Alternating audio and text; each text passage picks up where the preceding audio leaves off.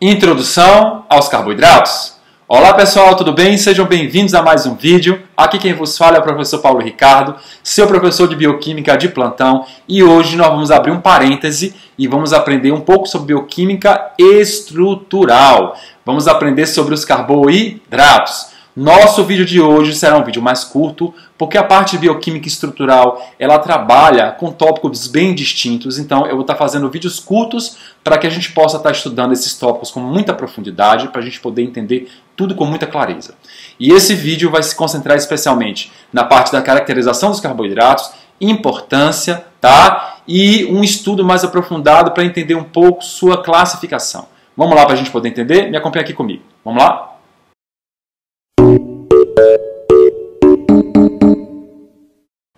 Pois bem, quando a gente pensa nos carboidratos, a primeira coisa que vem na nossa mente é que os carboidratos são moléculas fornecedoras de energia, tá? Não é errado você pensar assim. Realmente, os carboidratos são moléculas fornecedoras de energia.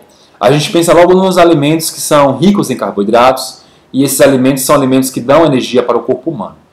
É verdade, esses alimentos são ricos em carboidratos e fornecem energia para o corpo humano. Mas precisamos pensar nos carboidratos de uma forma muito mais ampla. Por que precisamos pensar assim? Porque os carboidratos não são só moléculas que fornecem energia para a célula. Os carboidratos são moléculas importantes também como elementos de estrutura celular. Tá? Então, quando a gente pensa os carboidratos como elementos que fornecem energia para a célula, não é errado se pensar assim. Vamos relembrar um pouco o que nós vimos em aulas passadas, aulas presenciais que nós estudamos.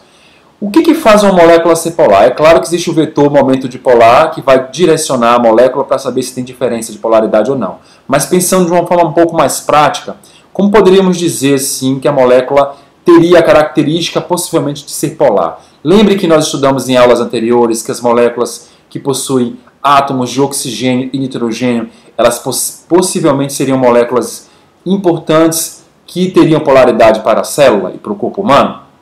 Lembre que a gente falava muito de FON, mas que o flúor não era uma molécula, não era um átomo que era encontrado nas moléculas porque ele tem bastante reatividade, mas o oxigênio e o nitrogênio eram encontrados e eles geravam polaridade nas moléculas do corpo humano.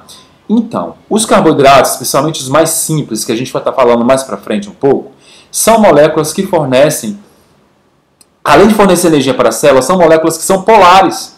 Elas passam livremente pelo sangue, conseguem atravessar a célula livremente, caso não sejam impedidas por algum mecanismo químico. Então, são moléculas com bastante facilidade para estar transitando na célula. Por isso, os carboidratos eles são muito mais fáceis de serem absorvidos e muito mais fáceis de serem utilizados e produzida energia a partir dele. Tá? Mas nós precisamos ter uma visão mais ampla sobre os carboidratos. De que maneira, professor? Vamos pensar os carboidratos também como elementos estruturais. Olha aqui essa figura comigo. Se você olhar essa figura, você vai perceber que a gente vê aqui um retrato de um pedaço de uma floresta. Né? Então, nós estamos vendo árvores aqui. Mas por que nós estamos vendo as árvores? Porque as plantas elas são as principais produtoras de carboidratos no mundo. Nós sabemos, de acordo com dados científicos, que as plantas, os vegetais, conseguem produzir centenas de toneladas de carboidratos ao ano. São as verdadeiras produtoras de carboidratos, porque os vegetais conseguem absorver o CO2 e a água e a partir da fotossíntese conseguem produzir carboidratos. Por exemplo, o amido que é encontrado no pão, no macarrão e em outros alimentos é produzido por onde? Pelos vegetais. Além disso, os carboidratos fazem parte das estruturas dos vegetais. Nós temos, por exemplo, a celulose. A celulose que faz parte da composição da célula vegetal, e, né, dá uma robustez, firmeza à célula vegetal. Então você tem os carboidratos não só como elementos que fornecem energia para as células, mas os carboidratos também podem ser importantes moléculas que, ao se associarem a outros carboidratos ou a outras moléculas, podem estar dando importância no sentido estrutural. No caso do corpo humano, a gente vai ver mais para frente um pouco mais em outros vídeos, vocês vão perceber que no caso do corpo humano, as moléculas de carboidratos, os polímeros de carboidratos, eles não são puros. Como assim puros, professor? No sentido que eles são associados a outros grupos químicos. Mas no caso, por exemplo, do amido, alguns açúcares que são produzidos pelos vegetais e a celulose, eles são carboidratos puros, porque eles são constituídos somente por unidades sacarídicas. A gente vai estar falando um pouquinho desse conceito daqui a pouco, tá? Então, os carboidratos servem como elementos estruturais, a gente pode ver isso nos vegetais e também no ser humano a gente vai estar discutindo, e os carboidratos também são elementos importantes na produção de energia. Pois bem, quando a gente fala de carboidratos, o termo carboidrato já traz a ideia do que seja esse grupo de moléculas. Percebam, o prefixo carbo quer dizer, se refere a carbono, e hidrato quer dizer água ou moléculas hidratadas. É exatamente isso. Os carboidratos, no passado, eles acreditavam que eram moléculas superidratadas. Se você pegar, por exemplo, a molécula de glicose, que foi a molécula que foi inicialmente descoberta dentre os carboidratos, foi a primeira molécula que foi descoberta, observou-se que a molécula de glicose era uma molécula doce, quando ela era purificada, ela tinha um aspecto cristalino, esbranquiçado, era doce, e ela possuía carbono, hidrogênio e oxigênio. Quando se fazia o resumo dessa fórmula molecular, C6H12O6, observava-se que aparecia aqui o H2O, porque se eu multiplicar, por exemplo, aqui o 6 por H2O, eu vou encontrar exatamente isso aqui, ó, C6H12O6. Então, no passado, eles acreditavam que os carboidratos eram moléculas superidratadas, mas hoje se sabe que não é bem assim, tá?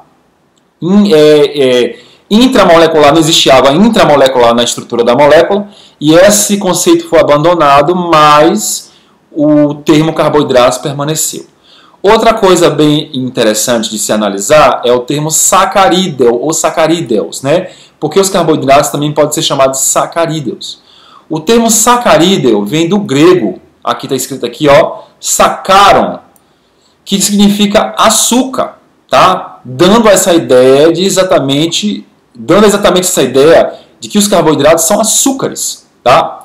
Outra coisa bastante importante que deve se destacar aqui é que os carboidratos são moléculas abundantes.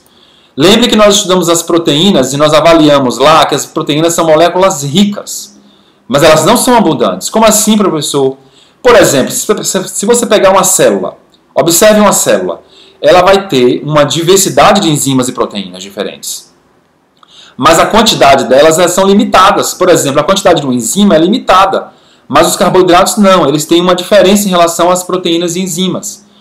Por quê? Porque os carboidratos eles são limitados em riqueza, mas a sua quantidade e abundância é muito grande, como eu acabei de falar em relação aos carboidratos encontrados em vegetais, que os vegetais produzem em torno de centenas de toneladas por ano de carboidratos. Bom, analisando todos esses aspectos que nós acabamos de ver e observando então como seria o conceito, poderíamos dizer assim, que os carboidratos seriam polidroxialdeídos ou polidroxicetonas. Esse é um dos conceitos químicos que é dado para os carboidratos. Mas aí vocês vão perguntar assim para mim, mas professor, o que é um polidroxialdeído e o que é um polidroxicetona? Se você olhar de novo a etimologia da palavra, você vai entender o que isso significa. Poli vem de muitos, hidrox vem de hidroxil, hidroxila, e aldeído vem da função aldeídica. Então, os carboidratos podem ser moléculas que têm como grupo funcional principal o aldeído e muitas hidroxilas, ou os carboidratos podem ser também moléculas que têm como grupo funcional principal as cetonas, com também muitas hidroxilas, ou ainda moléculas grandes, que a gente vai ver daqui a pouco, polímeros, que quando sofrem hidrólise, o que é hidrólise? Quebra da sua ligação. Essa ligação é chamada ligação glicosídica, a gente vai aprender em vídeos para frente, tá? Quando essa ligação glicosídica é quebrada desses polímeros, esses polímeros vão fornecer unidades que são polidroxialdeídicas ou polidroxicetônicas. Então percebam, os carboidratos são moléculas que são fornecedoras de energia, como a gente acabou de ver. São moléculas importantes também porque são abundantes, encontradas na natureza. São moléculas que foram consideradas como moléculas ricas em água ou muito desidratadas, mas que hoje já se sabe que não é moléculas hidratadas, são moléculas, né, que possuem carbono, hidrogênio e oxigênio, e por conta disso foi confundida. Tá? E são moléculas que podem ter unidades polidroxialdeídicas ou polidroxicetônicas. Vamos passar mais uma aqui para a gente poder entender melhor isso. Olha aqui comigo. Aqui eu tenho um pouco falando, além da classificação, nós temos aqui alguns exemplos de carboidratos. Um dos primeiros grupos nós chamamos de monossacarídeos, tá? Perceba que o termo monossacarídeos, mono vem de um, ou de uma unidade, e sacarídeo vem de açúcar. Então nós temos monossacarídeos, tá? Monossacarídeos. Nós temos os polissacarídeos e nós temos os oligossacarídeos, tá? Mono, poli e oligossacarídeos. Lembra que eu falei anteriormente em relação às unidades polidroxialdeídicas ou polidroxicetônicas? Olha aqui comigo para a gente poder entender isso. Percebam que aqui eu tenho a molécula de glicose. Ela está na sua forma cíclica e na sua forma linear. Eu vou mostrar em outros vídeos o porquê que ela pode estar na sua forma cíclica e porquê que ela pode estar na sua forma linear. Aqui a gente pode observar as unidades hidroxilas ligadas a vários dos seus carbonos. Tá vendo aqui? Observem, tá vendo? Ó, o carbono 1, 2, 3, 4, 5, 6, menos o 1, mais o 2, o 3, o 4, o 5 e o 6 possuem unidades hidroxilas ligados. Aqui sim você tem, ó, o grupo aldeídico, então, ó, polihidroxialdeídica. Aqui não está mostrando uma função cetona, porque a gente não tem a molécula de frutose aqui, mas também pode ser polihidroxicetônicas. Então, os monossacarídeos são unidades, são moléculas formadas por uma única unidade sacarídica. Os oligossacarídeos, ó, são moléculas formadas por poucas unidades sacarídicas, tá? E um dos grupos importantes dos oligossacarídeos são os disacarídeos, tá? Os disacarídeos, que são formados por duas unidades. O termo oligo, ó, quer dizer poucos. Lembre que sacarídeo quer dizer açúcar, então poucas unidades de açúcares.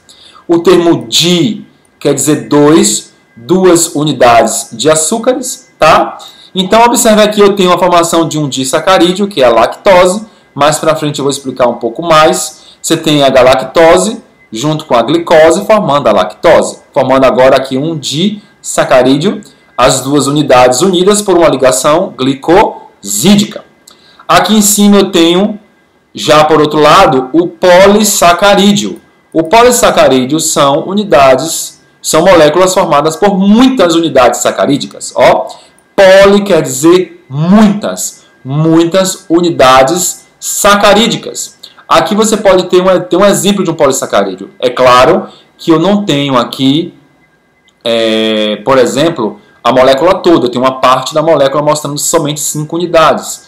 Mas perceba que aqui, tirando uma parte da molécula de um polissacarídeo, você consegue observar essas pequenas unidades que estão juntas formando esse polímero, tá? Poderíamos dar aqui exemplos de monossacarídeos. Quais são os exemplos que poderíamos dar de monossacarídeos aqui? A molécula de glicose, como eu acabei de falar. Nós temos também a frutose, que é um monossacarídeo. Nós temos a galactose, um monossacarídeo. Nós temos também a manose, que é outro monossacarídeo importante encontrados em vegetais. Exemplos de oligossacarídeos nós temos, do tipo de sacarídeos mais importantes.